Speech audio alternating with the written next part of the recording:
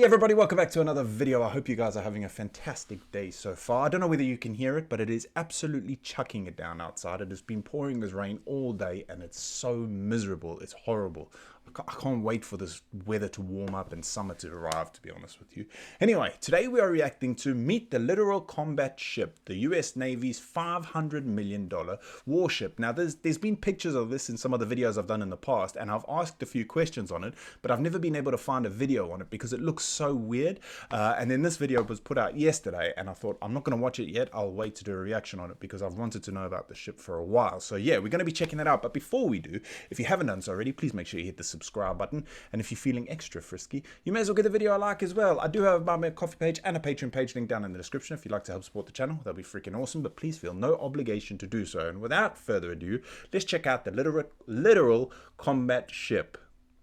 I don't know if I'm pronouncing that right. Littoral? Meet the Littoral Combat Ships, U.S. Navy's 500 million small surface combatants. It doesn't look... The thumbnail wasn't that. Hold on. That looks decent.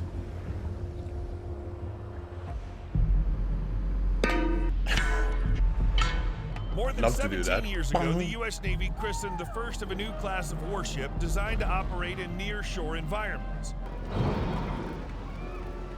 I love the way they launched it. Littoral Combat Ships, or LCS, would be fast and agile, capable of countering 21st century coastal threats such as missile-firing boats, small submarines, and mines. I can't even see the ship. Watch out. Threats such as missile-firing boats, small submarines, and mines.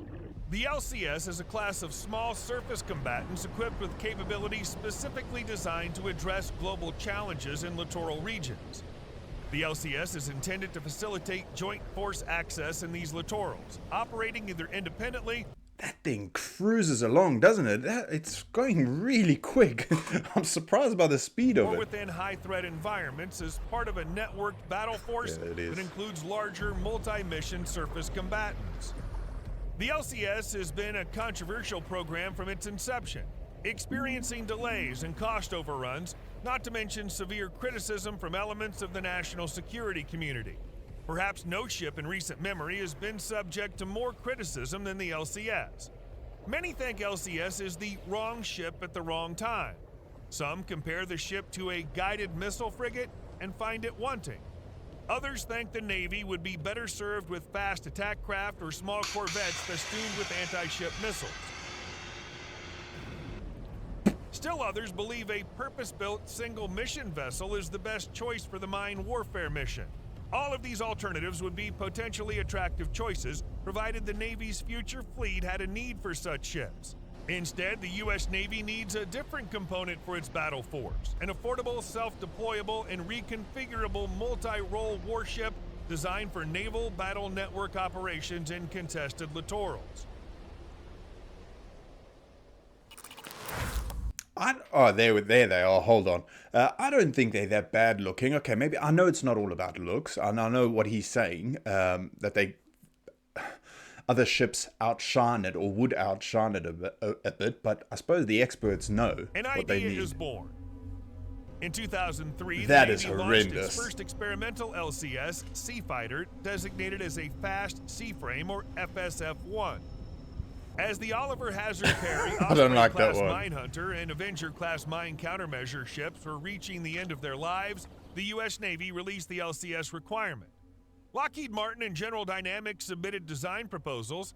Two competing designs were selected for the LCS program, one from Lockheed Martin based on a monohull, and another from General Dynamics, later acquired by Austal USA. That's weird.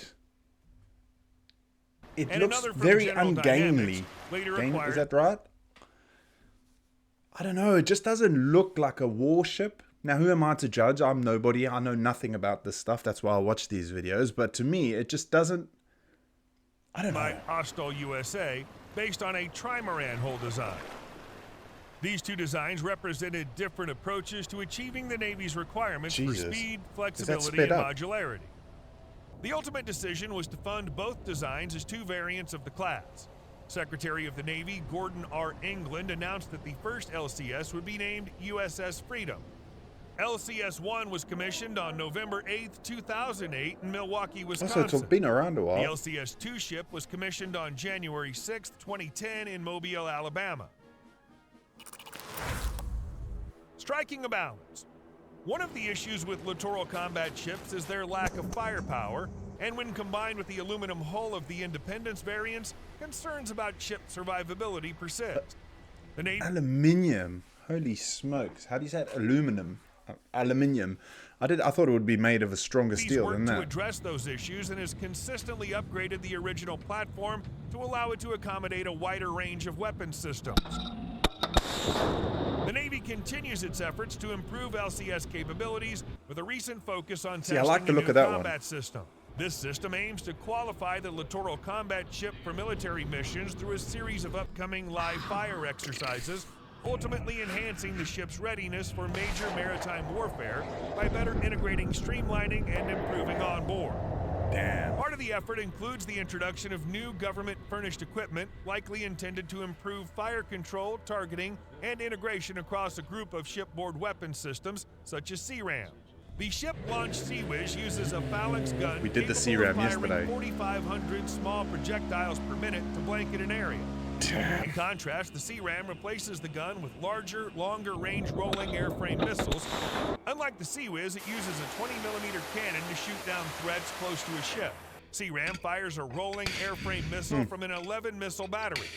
The rolling airframe missile is what defense experts call a fire-and-forget missile, meaning it uses radio frequency detection technology along with a heat-seeking infrared sensor to find its way toward an approaching threat in order to intercept and destroy it. Oh my god. Find its way toward an approaching threat in order to intercept and destroy it. In 2019, the Navy installed the It's so scary, the stuff they've got. Like, it's insane. Like, the speed that it goes. Naval Strike Missile on the San And Diego how base accurate. Gabriel Giffords. The missile weighs slightly over 880 pounds and has a range of more than 115 miles. Despite the NSM having a greater range than the Harpoon anti-ship missile, LCSs lack long-range fire control systems to detect targets at such distances. The potential evolution of littoral combat ships is highlighted by the likely use of the Standard Missile 6, also known as an SM-6. Imagine working there. On September 18, 2023, the Independence-class LCS Savannah departed San Diego with unconventional cargo on its flight deck, a 40-foot-long gray container and a trailer-mounted radar, both connected by long neon orange cables to the vessel's superstructure. The U.S. Pacific Fleet later confirmed a successful test launch of SM-6 supersonic missiles in the Eastern Pacific, signaling a way that the lightly armed ship class could one day contribute to a conventional naval battle. I don't know, the more I see it, the more it grows on me. Like I've said, I know it's not looks, but I don't know. I hated it at first, and it's growing on me now. The test is part of ongoing experimentation to see if a mobile launch system could work aboard ships like LCS. Despite these advancements, the costly nature of the LCS class poses challenges for the Navy, hindering its ability to fulfill the originally envisioned missions. Nevertheless, with advanced core weapon systems, broad combat capabilities, and the latest in hull design and propulsion systems, as stated on Navy.mil, the LCS is positioned and ready for a variety of missions, whether in littoral waters or deep seas. Core ship weapons. The core ship weapons on a modern naval vessel play a crucial role in both defensive and offensive capabilities. One prominent component is the 57mm Mark 110 gun system, capable of firing automatic salvos at up to 220 rounds per minute. The Mark 110 gun mount delivers high rates of fire with extreme accuracy, making it effective against surface, airborne, and shore-based threats. The RIM 116 ram on the Freedom variant enhances the vessel's self-defense capabilities. Designed as a high firepower, low-cost self-defense system against anti-ship cruise missiles and other asymmetric threats, the ram...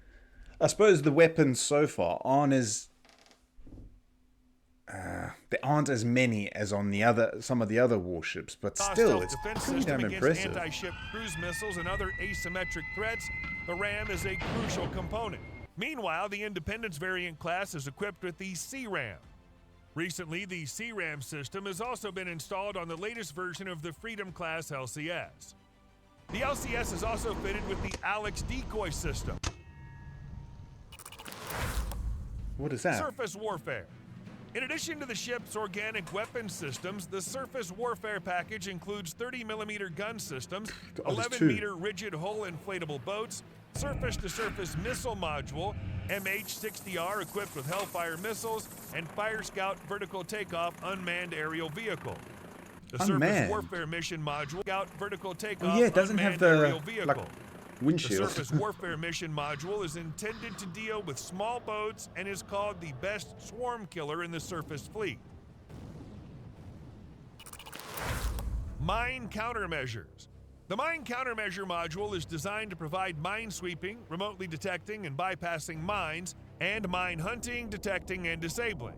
It was envisioned to perform influence mine hunting via acoustic and magnetic signatures rather than contact or mechanical mine hunting. The mine countermeasure includes the airborne laser mine detection system, airborne mine neutralization system, remote mine hunting system, unmanned influence sweep system, and knifefish unmanned underwater vehicle. These cutting-edge systems collectively contribute to the Navy's mine countermeasure capabilities in littoral environments. Anti-submarine warfare. Littoral combat ships were supposed to be equipped to hunt and destroy submarines with an interlinked package of sonar devices, helicopters, and torpedoes. But the systems didn't effectively communicate with one another. The towed sonar couldn't function properly in the vessel's wake, and the Freedom class is considered too loud to hunt submarines. The Navy canceled that function in 2022. Retirement. The Navy has tried retiring many of the littoral combat ships years before they reach their expected lifespan. Ships designed to last for 25 years are being mothballed after less than a decade of service. Holy According smokes. to the Congressional Budget Office, each ship cost about $500 million, some more than $600 million after factoring in the mission packages. I don't think we're going to be decommissioning many that are all sunshine, no rain clouds, said Mark Montgomery, a retired Navy Rear Admiral and a senior fellow at the Foundation for Defense of Democracy's think tank. I'm pretty confident that we're decommissioning things that are maintenance burdens. Among those that have been retired are the USS Freedom, USS Independence, USS Coronado, USS Milwaukee, USS Detroit, USS Sioux City, and more. Looking ahead, the Navy plans to decommission many other LCS warships, citing their ineffective anti-submarine warfare systems, inability to fulfill the Navy's missions, frequent... I think the submarine thing let it down quite a bit, didn't it? Oops, excuse me. Because, yeah, I would want to make sure those things can't find me. Submarines scare the life out of me. And structural failures in high-stress areas of the ships. The future of the LCS remains uncertain. Only time will tell if these ships will become obsolete. What do you reckon? I don't know if they can be obsolete, because the way I look at it is littoral or whatever. Is that for shallower depths? I don't know. I might be completely reading it wrong. So if I am, yep, I've never proclaimed to be a genius. So yeah, forgive me. But that's the way I see it. So surely they'd still need something to cover all the bases. But I suppose when it can't find submarines, one of the things it was designed to do, it's a bit of a nightmare, to be honest. Anyway, guys, thank you so much for watching. I hope you have a fantastic rest of your evening. I'm hoping this rain buggers off, because I gotta go and close the chickens in a minute. And yeah, I don't want to get wet. Anyway, have a fantastic rest of your evening, day, or whatever it is, and I will see you in the next video. Peace.